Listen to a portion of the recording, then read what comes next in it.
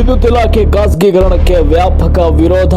ಗಜೇಂದ್ರಗಡ ಹಾಗೂ ರೋಣ ತಹಶೀಲ್ದಾರರಿಗೆ ರೈತ ಸಂಘಟನೆಯಿಂದ ಮನವಿ.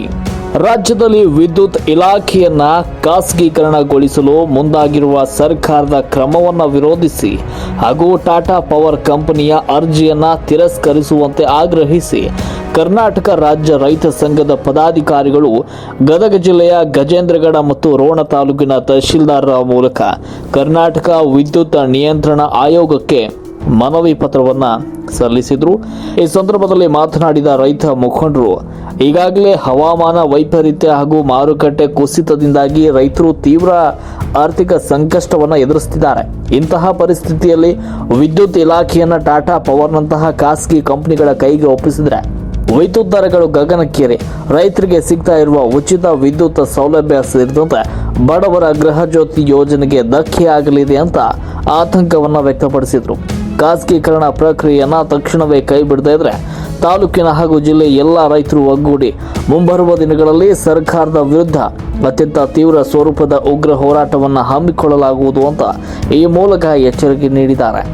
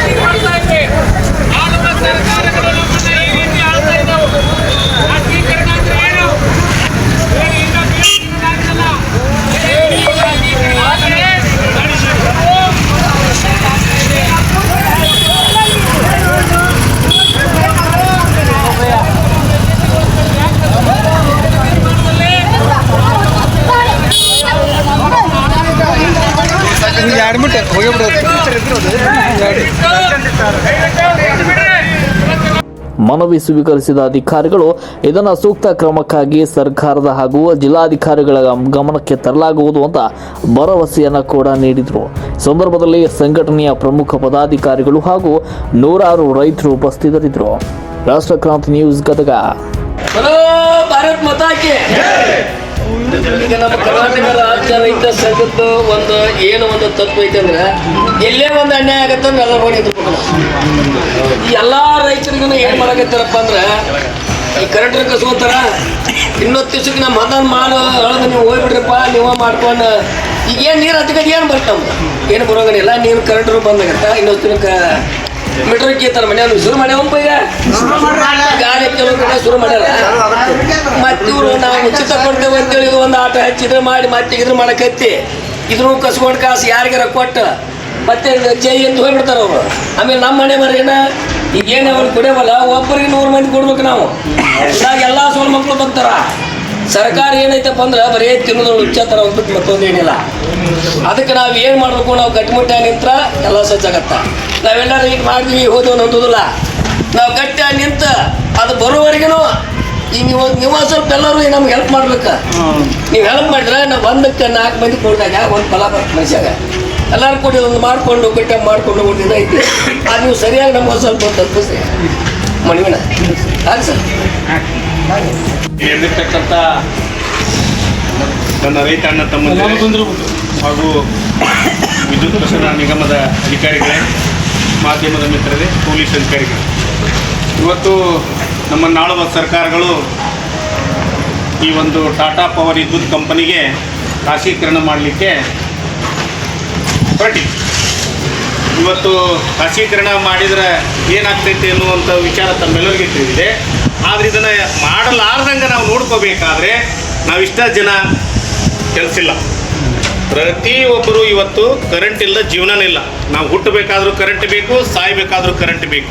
ಇವತ್ತು ಕರೆಂಟ್ ಇಲ್ಲ ಅಂದರೆ ಕೆಲಸ ಇಲ್ಲ ಅಂತೇಳಿ ಈಗಾಗಲೇ ಜಾನಪದ ಗೀತೆ ಒಳಗೆ ಹಾಡಿದಂಗೆ ಇವತ್ತು ಕರೆಂಟ್ ಇಲ್ಲ ಅಂದರೆ ನಮ್ಮ ಬದುಕೇ ಇಲ್ಲ. ಆ ರೀತಿಯೊಳಗೆ ನಮ್ಮ ಕರೆಂಟು ಜೀವನದ ನಾಡಿಯಾಗಿದೆ. ಅದಕ್ಕೆ ಇದರ ಖಾಸಗೀಕರಣ ಏನಾದರೂ ಮಾಡಿದರೆ ಒಂದು ನಾವು ರೈತರು ಬೀದಿಗಿರ್ತೀವಿ, ಇಲ್ಲಿರ್ತಕ್ಕಂಥ ಅಧಿಕಾರಿ ಸಿಬ್ಬಂದಿ ವರ್ಗ ಕೂಡ ಅವರು ಬೀದಿಗೆ ಬರ್ತಾರೆ. ನಾವು ಸರ್ಕಾರ ಕಾರವಾರ ಜಿಲ್ಲಾ ಗದಗ ಇವರು ಅಧ್ಯಕ್ಷರು ಮತ್ತು ಪದಾಧಿಕಾರಿಗಳು, ಮಾನ್ಯ ಕಾರ್ಯದರ್ಶಿಗಳು, ಕರ್ನಾಟಕ ವಿದ್ಯುತ್ ನಿಯಂತ್ರಣ ಆಯೋಗ ಏನೋ ಒಂದು ಮನವಿಯನ್ನು ಕೊಟ್ಟಿದ್ದೀರಿ.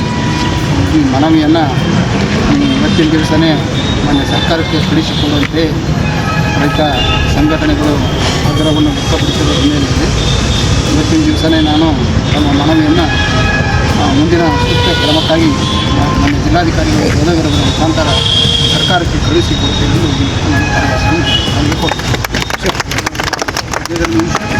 ವಿದ್ಯುತ್ತನ್ನು ಖಾಸಗೀಕರಣ ಮಾಡಲು ಹೊರಟಿ. ಇವತ್ತು ನಾಳೆ ದಿನಾಂಕ 23/6/2026 ಇವತ್ತು ಟಾಟಾ ಪವರ್ ಕಂಪ್ನಿಯವರು ಅರ್ಜಿಯನ್ನು ಸಲ್ಲಿಸಿದ್ದಾರೆ. ನಮಗೆ ವಿದ್ಯುತ್ತನ್ನು ಖಾಸಗೀಕರಣ ಮಾಡಿ ಕೊಡ್ರಿ ಅಂತೇಳಿ ಸರ್ಕಾರಕ್ಕೆ. ಇವತ್ತು ಅದನ್ನೇನಾದರೂ ಖಾಸಗೀಕರಣ ಮಾಡಿದರೆ ಒಂದನೇದಾಗಿ ರೈತ ಬೀದಿಗೆ ಬರ್ತಾನೆ, ಎರಡನೇದಾಗಿ ಜನಸಾಮಾನ್ಯರ ಬದುಕು ಈ ಕುಟೀರ ಜ್ಯೋತಿ, ಭಾಗ್ಯ ಜ್ಯೋತಿ, ಗೃಹ ಜ್ಯೋತಿ ಅಂತ ಏನು ಈ ಜ್ಯೋತಿಗಳನ್ನು 200 ಯೂನಿಟ್ ಕರೆಂಟ್ ಕೊಟ್ಟು ಮಾಡಿದಾರಲ್ಲ ಫ್ರೀಯಾಗಿ, ಅವರೆಲ್ಲರೂ ಎರಡನೇದಾಗಿ ಅವ್ರು ಬೀದಿಗೆ ಬರ್ತಾರೆ. ಆಮೇಲೆ ಮೂರನೇದಾಗಿ ಈ ಏನು ನೇಕಾರರು, ಬೀದಿ ಬದಿ ವ್ಯಾಪಾರಿಗಳು, ಅವ್ರದ್ದೇನು ಅಷ್ಟು ಕಷ್ಟ ಬರಲ್ಲ, ಈ ನೇಕಾರರು ಬೀದಿಗೆ ಬರ್ತಾರೆ. ನಾಲ್ಕನೇದಾಗಿ ಅಲ್ಲೇನು KBಯಲ್ಲಿ ಕೆಲಸ ಮಾಡ್ತಕ್ಕಂಥ ನಮ್ಮ ರೈತ ಬಂಧುಗಳ ಮಕ್ಕಳವರು, ಯಾಕಂದ್ರೆ IAS PAS ಓದಿದವರಲ್ಲ ಅವರು. ಇವತ್ತು ITI ಮುಗಿಸ್ಕೊಂಡು ಬಂದಂಥ ನೌಕರರು ಅವರೆಲ್ಲ ರೈತರು, ಬಡವರ ಮಕ್ಕಳು, ಅವರು ಕೂಡ ಬೀದಿಗೆ ಬರ್ತಾರೆ. ಇಷ್ಟೆಲ್ಲ ವಿಚಾರಗಳು ಬರ್ತಿದ್ರು ಕೂಡ ಈ ಬಂಡ ಸರ್ಕಾರಗಳು ಇಷ್ಟೆಲ್ಲ ತಿಳುವಳಿಕೆ ಇದ್ದು ಕೂಡ ನಾವು ಆರಿಸಿ ಕಳಿಸಿದಂಥ ಜನಪ್ರತಿನಿಧಿಗಳು ಇದ್ರ ಬಗ್ಗೆ ಚಕಾರ ಶಬ್ದ ಎತ್ತಿಲ್ಲ. ಯಾಕೆ ಇವರು IAS IPS ಓದಿದಂಥ ತಮ್ಮ ಇವ್ರನ್ನ ಇಟ್ಕೊಂಡು ಕೆಲಸ ಮಾಡ್ತಾರೆ. ಇವರು ಇಷ್ಟು ತಿಳಿದಿಲ್ಲ. ಅನ್ನ ಊಟ ಮಾಡ್ತಾರೆ, ರೈತ ಬೆಳೆದ ಬೆಳೆಯನ್ನು ತಿಂತಾರೆ ಹೊರತು ಇದೇನು ಕಂಪ್ಯೂಟರ್ನಾಗ ವಿಧಾನಸೌಧದೊಳಗೆ ಏನು ಗೋಧಿ, ಜೋಳ, ಬೆಲ್ಲ ಹಾಕಿ ಏನು ಬೆಳೆಯಲ್ಲ. ಇದಕ್ಕೆ ನಾವು ಬೆಳೆದಂಥ ಬೆಳೆಯನ್ನು ತಿಂದು ರೈತರಿಗೆ, ಕಾರ್ಮಿಕರಿಗೆ, ನೌಕರಿ, ಎಸ್ಕಾಮ್ದವರಿಗೆ ಈ 3 ಇಲಾಖೆ, ನಾಲ್ಕನೇದಾಗಿ ನಮ್ಮ 5 ಇಲಾಖೆಯವರು, ನಾವು ಒಬ್ಬ ರೈತ ಒಂದು ವರ್ಗ, ಒಂದು ಸಿಬ್ಬಂದಿ ವರ್ಗ, ಇವರೆಲ್ಲರ ಬದುಕನ್ನು ಬೀದಿಗೆ ತರಲಿಕ್ಕೆ ಈ ಸರ್ಕಾರ ಮಾಡ್ತಕ್ಕಂಥ ಅನ್ಯಾಯಗಳನ್ನು ತಡೆಗಟ್ಟುವ ಸಲುವಾಗಿ ಇವತ್ತು ಕರ್ನಾಟಕ ರಾಜ್ಯ ರೈತ ಸಂಘ ಹಮ್ಮಿಕೊಳ್ಳಿ. ಇದನ್ನು ನಾಳೆ 23ನೇ ತಾರೀಕಿಗೆ ಏನಾದರೂ ಆ ಅರ್ಜಿಯನ್ನು ತಿರಸ್ಕಾರ ಮಾಡದೆ ಹೋದ್ರೆ ಟಾಟಾ ಪವರ್ ಕಂಪನಿಯವರು ಸರ್ಕಾರದ ಮುಂದೆ ಅಪೇಕ್ಷಣೆಯನ್ನು ಸಲ್ಲಿಸಿದ್ದಾರೆ. ಆ ಅರ್ಜಿಯನ್ನು ಏನಾದರೂ ಅಂಗೀಕಾರ ಮಾಡಿದ್ದೇ ನಿಜವಾದರೆ ನಮ್ಮೆಲ್ಲರ ಬದುಕು ಬೀದಿಯಲ್ಲಿ, ಅವ್ರ ಬದುಕು ಅದು ಮುಂದಿನ ಪ್ರಶ್ನೆ ಬೇರೆ. ಅದಕ್ಕೆ ಈಗಾಗಲೇ ಆ ಕುರಿ ಕೇಳಿ ಮಸಾಲೆ ಎರಿಯೋದು ಬೇಡ. ಈಗಾಗಲೇ ಈ ತಹಸೀಲ್ದಾರ್ ಮುಖಾಂತರ ಈ ನಮ್ಮ ಹಕ್ಕು ಒತ್ತಾಯ ಪತ್ರವನ್ನು ಸಲ್ಲಿಸ್ತಾ ಇದ್ದೀವಿ. ಅವರು ಇಮಿಡಿಯೇಟಾಗಿ ಸರ್ಕಾರಕ್ಕೆ ಇದನ್ನು ಕಳಿಸಲೇಬೇಕು. ಇವತ್ತು ಎಚ್ಚೆತ್ತಿದ್ರು, ಯಾಕಂದ್ರೆ ಇವತ್ತು ನಮ್ಮ ಇಷ್ಟರ ಬದುಕು ಇದರಲ್ಲಿದೆ. ಇವತ್ತು ಏನಾದರೂ ಟಾಟಾ ಪವರ್ ಕಂಪನಿಯವರಿಗೆ ಏನಾದರೂ ಇವತ್ತು ಹಸ್ತಾಂತರ ಮಾಡಿದ್ದೇ ಕರೆವಾದ 19 ಜಿಲ್ಲೆಗಳನ್ನು ಕೇಳಿದ್ದಾರೆ ಅವರು. 19 ಜಿಲ್ಲೆಗಳನ್ನು ಇವತ್ತು ಅವರು ಖಾಸಗೀಕರಣ ಮಾಡ್ಕೊತೀವಿ, ನಾವು ವಿದ್ಯುತ್ ಪವರ್ ನಾವೇ ರೈತರಿಗೆ ಕೊಡ್ತೀವಿ, ನಾವೇ ಬಡವರಿಗೆ ಕೊಡ್ತೀವಿ ಅಂತೇಳಿ. ಇದು ಬೇಡ ಸ್ವಾಮಿ, ನಿಮ್ಮಿಂದ ನಾವು ಪಾಠ ಕಲಿಬೇಕಾಗಿಲ್ಲ. ನಾವು ತೆರಿಗೆ ಹಣವನ್ನು ಸರ್ಕಾರಕ್ಕೆ ಕಟ್ತಾ ಇದ್ದೀವಿ, ನಿಮಗೆ ಕಟ್ತಾ ಇಲ್ಲ. ನೀವ್ಯಾರು? ನಾವು ತೆರಿಗೆಯನ್ನು ಸರ್ಕಾರಕ್ಕೆ ಕಟ್ತೀವಿ. ಸರ್ಕಾರದ ಅಧಿಕಾರಿಗಳಿಗೆ ಪಗಾರ ಕೊಡೋರು ನಾವೇ, ಜನಪ್ರತಿನಿಧಿಗಳಿಗೂ ಪಗಾರ ಕೊಡೋರು ನಾವೇ. ಜನಪ್ರತಿನಿಧಿಗಳಿಗೆ ಪಗಾರ ಐತಿರಲ್ರಿ ಸಾಬ್ರ, ಹಿಂದಿದ್ದಿದ್ದಿಲ್ಲ. ಈ ಪಗಾರ ಮಾಡ್ಕೊಂಡಾರಿಲ್ಲ ಅವರು. ಒಬ್ಬ MLAಗೆ 3,50,000 ರೂಪಾಯಿ ಪಗಾರ, ಅವನಿಗೆ ಆರೋಗ್ಯ, ಅವನಿಗೆ ಕಾರು, ಬಂಗ್ಲೆ, ಮೊಬೈಲು, ಆಸ್ಪತ್ರೆ ಎಲ್ಲವನ್ನ ಫ್ರೀಯಾಗಿ ಕೊಟ್ಟು ಇವ್ರಿಗೆ ನಾವು ಕಟ್ಟಿದ ತೆರಿಗೆ ಹಣದಲ್ಲಿ ಇವರು ಬದುಕ್ತಾ ಇದ್ದಾರೆ.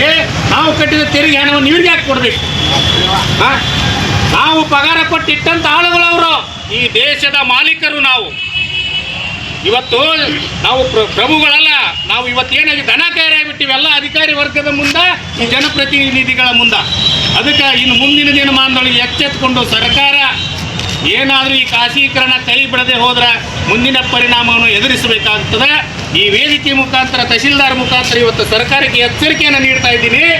ಈ ಒಂದು 23ನೇ ತಾರೀಕಿಗೆ ಆ ಅರ್ಜಿಯನ್ನು ತಿರಸ್ಕಾರ ಮಾಡದೆ ಹೋದರೆ ಯಾರು ಯಾವ ವಿಚಾರವನ್ನು ಹೇಳದೇ ಮಾಡ್ತೀವಿ ಹೊರತು ಹೇಳಿ ಮಾಡೋದಿಲ್ಲ. ಇವತ್ತು ಏನು ಮಾಡಬೇಕು, ರಸ್ತೆಯಲ್ಲಿ ಕೂಡ್ತೀವೋ, ತಹಶೀಲ್ದಾರ್ ಆಫೀಸ್ನಾಗ ಕೂಡ್ತೀವೋ, ಎಸ್ಕಾಮ್ದಾಗ ಕುಂದಿರ್ತೀವೋ, ವಿಧಾನಸೌಧದಾಗ ಕುಂದಿರ್ತೀವೋ ಗೊತ್ತಿಲ್ಲ. ನಾವು ಏನು ಮಾಡೋಕ್ಕೂ ಶತರ್ಸಿದ್ರಿದ್ದೀವಿ. ನಮ್ಮ ಬದುಕನ್ನು ಮೂರಾಬಟ್ಟಿ ಮಾಡಿದರೆ ನಾವು ಬದುಕಬೇಕಾಕ. ನಾವು ಬೆಳೆದಂಥ ಬೆಳೆಗಳನ್ನು ತಿಂದು ತೇಗಿ ನಮ್ಮ ಅನ್ನವನ್ನು ತಿಂದು ನಮ್ಮ ತಲೆ ಮೇಲೆ ಕೈ ಇಡುವಂಥ ಈ ಭ್ರಷ್ಟರಿಗೆ ನಾವು ಮಾಡಬೇಕಾದದ್ದೇನು? ನಮಗೆಲ್ಲ ಗಾಡ್ ಹೆಚ್ಚಿಬಿಟ್ಟಿದೆ. ಗಾಡ್ ಹೆಚ್ಚಿದ ಮೇಲೆ ಅದು ಏನು ಮಾಡುತ್ತೆ ಅನ್ನೋದು ತಮಗೂ ಗೊತ್ತಿರೋ ವಿಚಾರ. ಅದಕ್ಕೆ ಈ ನಾವೊಂದು ಕಳಿಸಿರ್ತಕ್ಕಂಥ ಈ ಮನವಿಯನ್ನು ಚಾಚು ತಪ್ಪದೆ ಈ ಸದ್ಯ ನಮ್ಮ ಸರ್ಕಾರಕ್ಕೆ ಕಳಿಸ್ಕೊಡ್ಬೇಕು. ಈ ಲಜ್ಜೆಗೆಟ್ಟ ಸರ್ಕಾರ ದೌಡು ಮುಟ್ಟುದಿಲ್ಲ, ಆದರೂ ತಾವು ಒತ್ತಾಯ ಮಾಡಿ ಈ ಲಜ್ಜೆಗೆಟ್ಟ ಸರ್ಕಾರಕ್ಕೆ ಈ ಮನವಿ ಪತ್ರವನ್ನು ಈಗಾಗಲೇ ಚಾಚು ತಪ್ಪದೆ ಕೊಡಬೇಕು. 4 ಮಂದಿ ಹೋಗಿ ಕೊಡ್ರಿ, ಎಲ್ಲ ಫೋಟೋ